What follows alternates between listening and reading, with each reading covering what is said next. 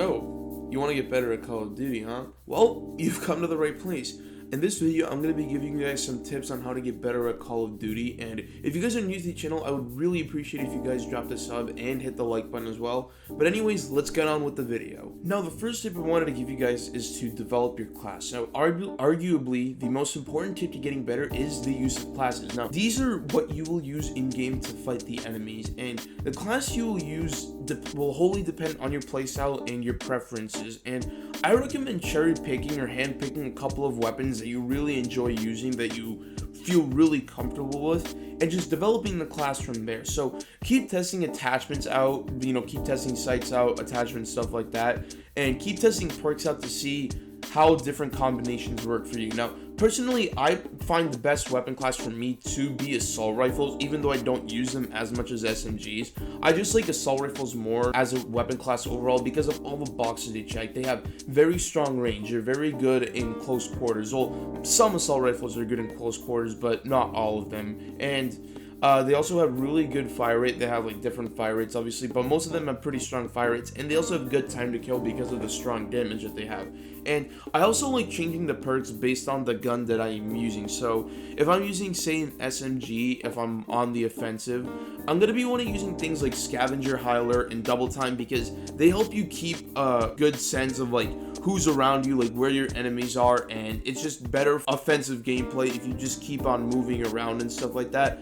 But if you're playing a more laid back and defensive with, say, like an SMG, or excuse me, an assault rifle, a sniper, maybe even an LMG, you're going to want to be using things like Ghost, EOD, and Battle Hardened because they're just generally better for like that sort of mid offensive defense, like more defensive gameplay. And I also believe that if you develop a class catered to your playstyle, you will absolutely improve. I've seen lots of improvement. I'm sure a lot of other people have seen improvement, and I think that you guys, the beginners, can definitely improve your game if you follow this tip. And another thing I wanted to point out is some people may be really good with a certain assault rifle, but other people may not be good with that assault rifle. They may be just better with a certain SMG. I think that you should try and develop your class based on what you really prefer. And another thing I wanted to say is you should try and develop your classes based on like the different maps, because obviously maps vary widely in size. Some maps are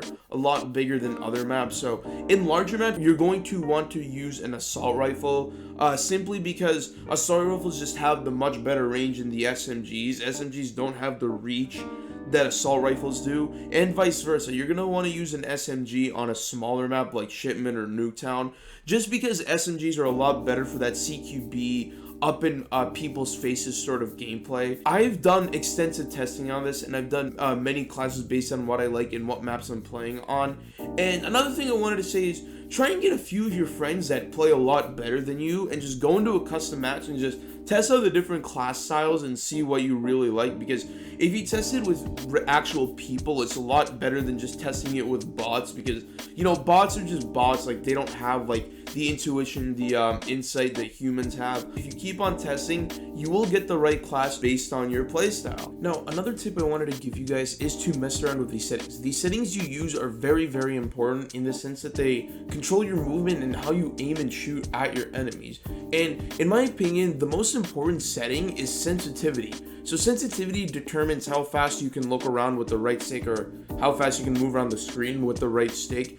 And it also helps determine how fast you can react to getting shot at and react to gunfights and stuff like that. Now, generally speaking, I recommend that beginners start at lower sensitivities, since it can be fairly hard to control your thumb movement, especially when you are starting out on Call of Duty or just any FPS in general. Now, me personally, because of the experience that I have, I play on like a mid-high sensitivity, closer to like 7 and 8. I do that because I am pretty good at controlling my thumb movement. It's not like I'm just like all over the place. Now, as you progress and as you get more experience, you can alter the sensitivity based on how you play. Now, if you want to play a mix of offensive and defensive, you may want like a mid to a mid-high sensitivity, closer to like me, like a 5 or 6, or maybe even like a 7/8.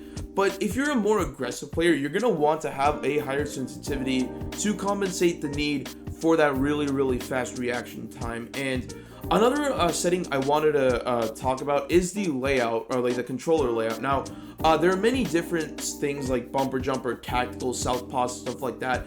I personally like playing on tactical flip, which basically swaps the right stick with the B or the circle button, meaning the right stick is now used to slide and the circle or the B button is used to melee. And I personally prefer that because it's really good for a technique called drop shooting, which is more advanced. It's meant for more like advanced players, but it's basically when you're getting shot at and you go prone while you're shooting. Since shooting up is easier than shooting down, instead of using the circle button, you use the right stick to like go prone, and I find that a lot easier, and it's a really good technique. And I also flip the triggers and the bumpers. So the triggers are used to aim and shoot, obviously, but now they're used to control the grenades, and I use the bumpers to aim and shoot. And this method actually works a lot better on PlayStation than on Xbox because the PlayStation bumpers are so much better.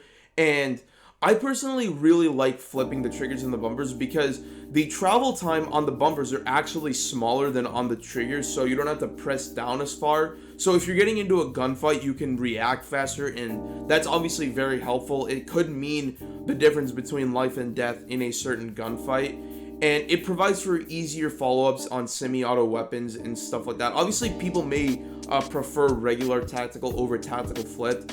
I think that tactical flip is infinitely better, but if you're an Xbox player, I'm sorry. You're going to have to stick with tactical because tactical flip is not viable. But just generally mess around with the settings. Just figure out what you really like, and I promise you that you will get better if you find out the correct settings for what you really want to use. The next tip I have for you guys is to learn the maps and the spawns for the Call of Duty that you're playing. Now, in Call of Duty, if you don't really learn the map and where people tend to spawn and stuff like that, you won't know how to work around the quirks of the map, and you won't be able to get kills as easily as if you knew where the maps and the spawns are. Now, in order to learn this, I recommend you go into a private match with bots or maybe even like a group of friends and just learn the maps, learn the spawns, just play it religiously until you know where most of the spawns are and like how the lanes of the map work, so that you can get a better understanding of how the map functions and how people move, so that you can better anticipate people's paths and people's routes as well. Now,